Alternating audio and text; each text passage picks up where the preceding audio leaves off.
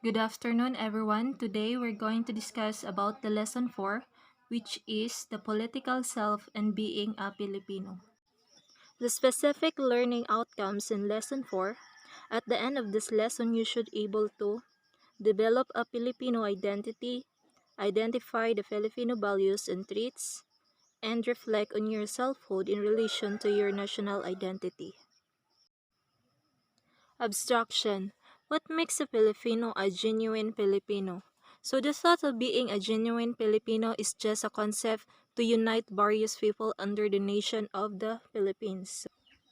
The physical characteristics such as having a dark hair, flat nose, and dark complexion make us one Filipino, or it is the person's language, birthplace, and ethnicity.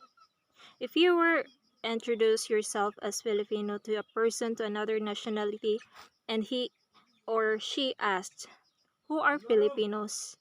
and what will you reply? Foreign culture, beliefs, language, and religion have made a huge dent in our own by setting a foundation to contemporary Filipino identity and culture. The Philippines, as we know it today, it has on emerged in 1990s after over 3 centuries of colonization of the Spaniards. Meanwhile, liberation from last colonies, the Japanese, only occurred on 1946. Mga bagay na nakaimpluwensya sa kultura ng Pilipinas. So bago pa man dumating ang mga unang mananakop, ang mga lakal galing sa India, Malaysia, Indonesia, China at Hapon ay may malaking kontribusyon din sa kultura ng Pilipinas. Ang Hinduismo at Budismo ay may impluwensya sa mga katutubong paniniwala ng mga Pilipino bago dumating ang Kastila at ang mga lakal na Muslim. Ang wikang Tagalog at iba pang wika sa Pilipinas ay maraming hiniram sa wikang Sanskrito. Isang mabuting halimbawa ang karma, na hanggang ngayon ay pinaniniwalaan pa rin ng mga Pilipino.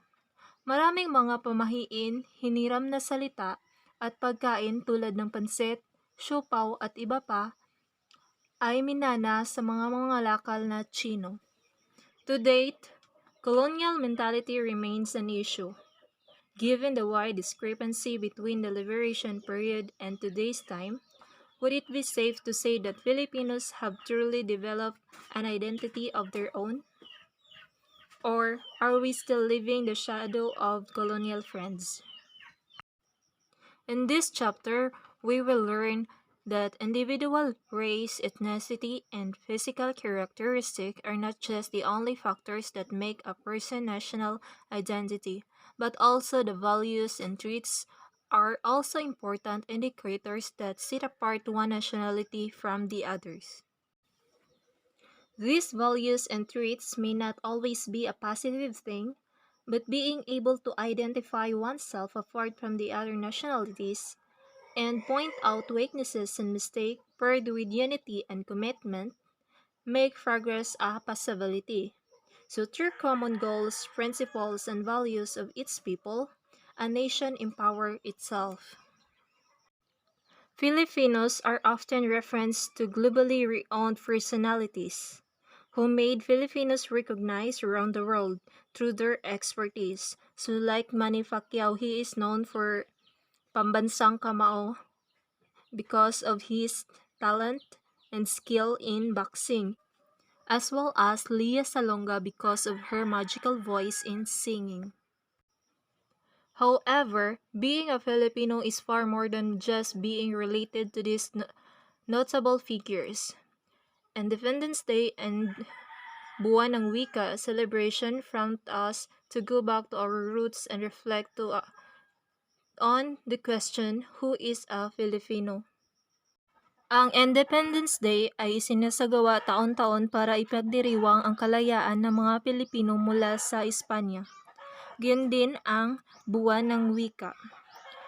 Sa pagdiriwang nito, ganap na ipinatupad ang pampanguluhang proklamasyon bilang 1041 maiangat ang kamalayan ng mga mamayang Pilipino ukol sa wika ng kasaysayan.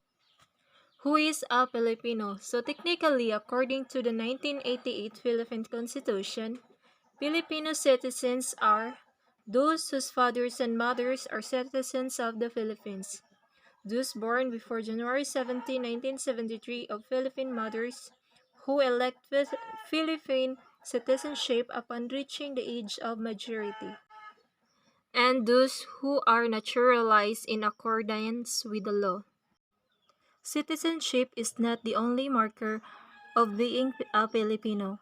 Culture and history have a greatly influenced the manner Filipinos learn, live, and behave to date. People who were born and grew up in the same culture develop the same common personality, traits, and values. So these are some characteristics of the Filipinos. So being honest, respectful, calm and collected, resourceful, hardworking, passionate, jack of all trades and cheerful. So these are a few commendable traits of the Filipinos that we also learned from from our parents. Generation after generation, common traits and values had been passed to the Filipinos of today still embody. Filipinos' values and traits.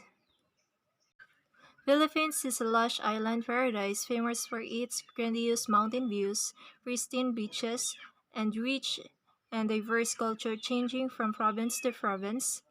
Philippines may be well known for its awe-inspiring beauty. Perhaps the Filipinos' unique traits, reputable values, and laudable talents make a country a place to be.